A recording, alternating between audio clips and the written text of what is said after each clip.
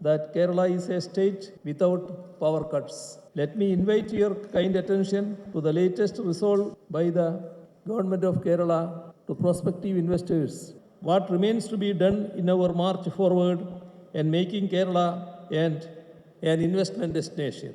Kerala's investment scenario is in the cusp of history. We are witnessing progress and change for the better in our investment arena. It is at this juncture that this summit is taking place, bringing together global investors, visionaries in the field, experts, and policymakers, aiming to explore the investment potential of Kerala and witness our initiatives towards building an investor-friendly architecture in the state. The changes we have brought about now are not incremental but substantial. Kerala, the state which has become a noteworthy example of achieving a high score in human development indicators, is now taking a leap towards achieving the status of an investment hub. The government here considers that it has a great role to play as a facilitator and a catalyst. We have taken a holistic view and are paying equal attention to all matters from policy formulation to the last mile implementation. We have ensured that no investor coming to Kerala will have to face the cobweb of procedural delays and meet the barriers of red tape.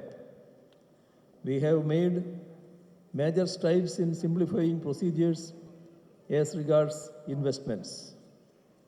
One example is the Kerala Micro, Small, Medium Enterprises Facilitation Act 2019, under which MSMEs can start by obtaining acknowledgement certificate from the online K-Swift portal. Nursery licenses need to be obtained within a period of next 3 years and 6 months. Another is the report of the External Committee on Legislative Reforms, which has recommended decriminalization of 38 provisions in various existing acts and amendments to 12 acts and 12 rules pertaining to 13 departments. Some of these recommendations have been implemented, and others are under the active consideration of the state government. Apart from untying the Gordian's knot of complex laws and procedures, Government of Kerala has shown the will to undertake the task of bridging the infrastructural deficit as it realizes that high quality infrastructure is the necessary condition for investments to come to the state. Developing transport infrastructure has been accorded a pride of place. The state, despite its physical constraints, has contributed 25% of the cost for land acquisition for widening of National Highway 66 and taking all steps to get approvals of the Union government for railway development necessary for running high-speed trains. Government of Kerala gives importance not only to the development of national highways, but also all roads within the state. Good travel-worthy roads will cut down travel time for people who have to frequently travel on business trips. Our state has 4 airports with good facilities, and the state is taking every possible initiative to make destinations in Kerala more connected with global centers. We accord prime importance to development of the amenities in the airport, and more facilities for landing all kinds of aircrafts. Besides roads, rail, and airways, Government of Kerala has taken efforts to make inland waterways as a navigable route across the state. Kochi Water Metro, part of this initiative, has been completed. High priority has been given to providing uninterrupted power supply by expediting the completion of power highways. Let me share with happiness and pride that Kerala is a state without power cuts. Let me invite your kind attention to the latest resolve by the Government of Kerala to prospective investors. It is a known fact that with the high density of population, land is a scarce resource in Kerala. But in the budget presented on February 7th, 2025, in the State Assembly, the government has declared that no investor coming to the state will need to return without investing for the reason of non-availability of land. Government will take special initiatives to make required land available to them. We have a scheme of land pooling for making the same available for prospective investors. Kerala has recognized internet connectivity as a right of the people and has taken steps to provide net connectivity in schools, colleges, and in distant areas.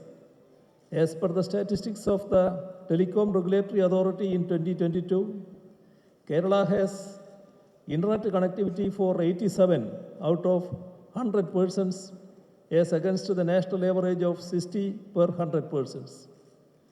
We intend to do more in the area with our novel project K-Phone, making good progress in providing connectivity at affordable rates.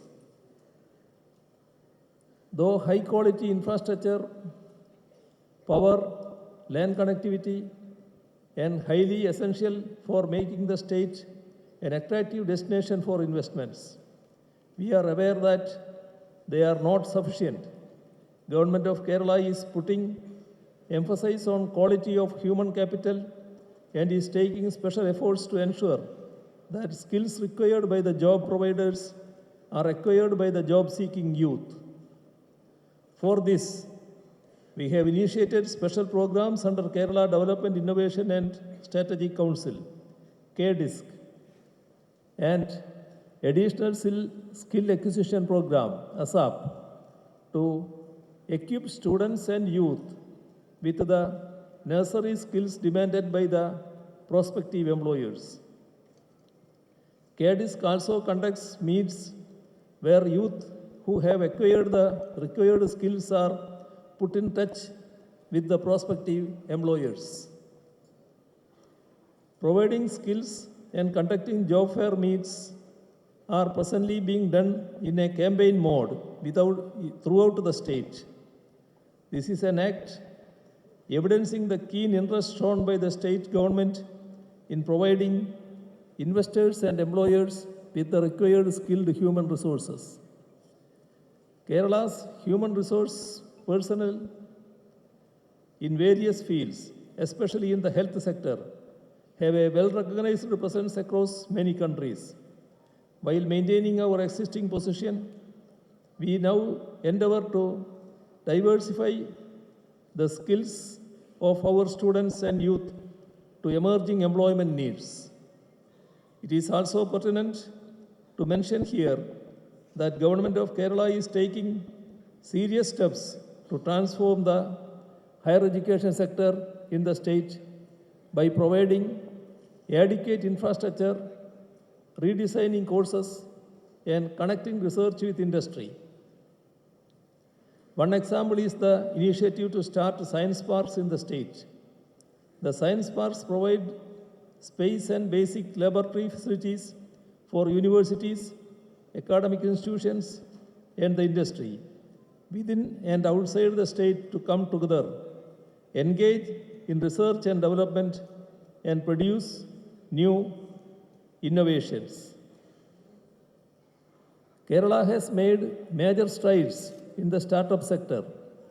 In the last 8 years, Kerala has witnessed establishment of 6,200 startups with an investment of rupees 5,800 crore, creating 62,000 employment opportunities.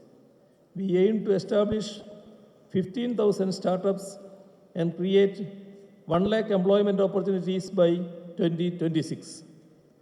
Kerala's initiatives in the area has been acknowledged globally. Global Startup Ecosystem Report stated that there is 254% growth in startups from July 2021 to December 2023. Kerala, the pioneer in the information technology sector, is now catching up with others who started later but went ahead. Our info and technoparks are successful experiments. We have a digital university and a digital science park. This aims to foster cutting-edge research, startups, and digital entrepreneurship. Yet another new sector in which we have shown interest and taken initiatives in aerospace, government has taken steps to facilitate investments in this area. In this context, I would also like to mention that we are facilitating graphene-based advanced technological material research under the leadership of Digital University.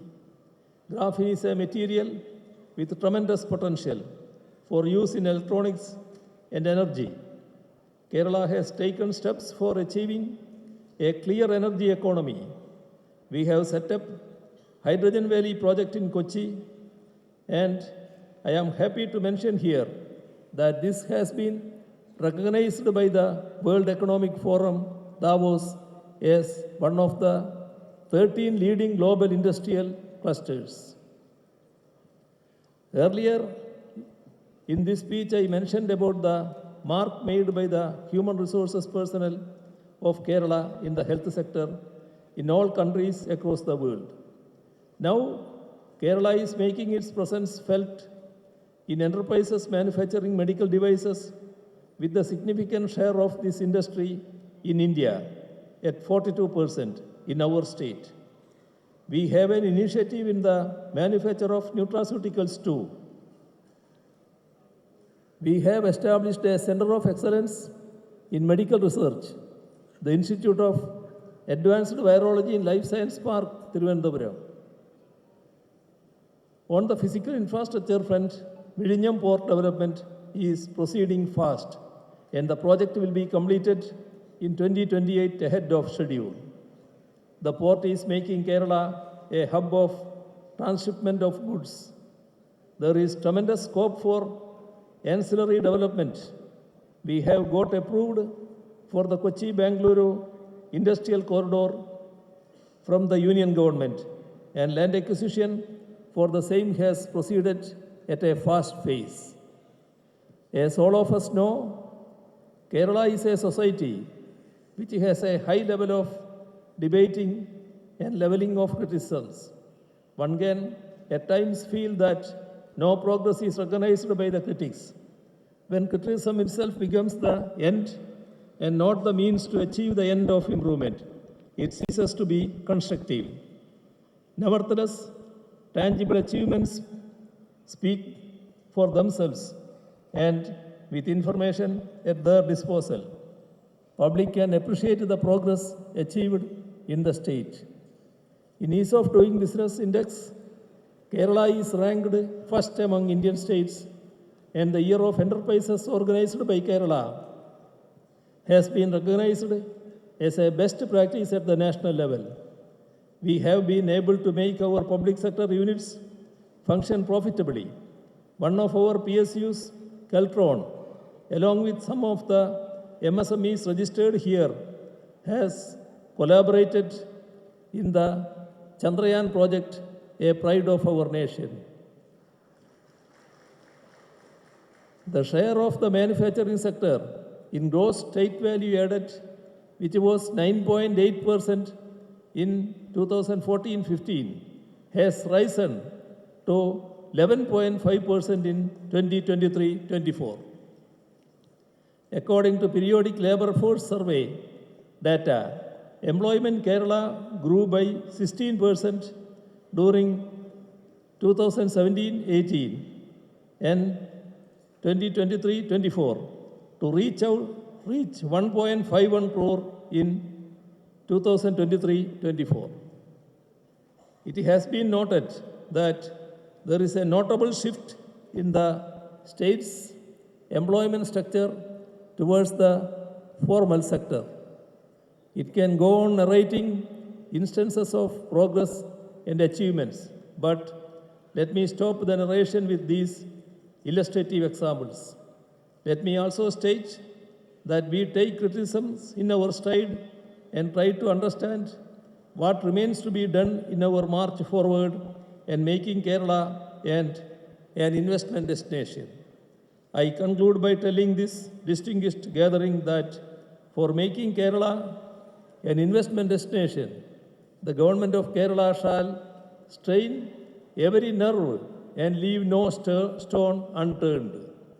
We have an end-to-end approach with a holistic perspective to implement our plan, not incrementally but substantially. With these words, I declare this meet open with extreme happiness and hope that the discussions here will provide a new direction to Kerala's quest to be an investment hub and in building a knowledge society. Thank you.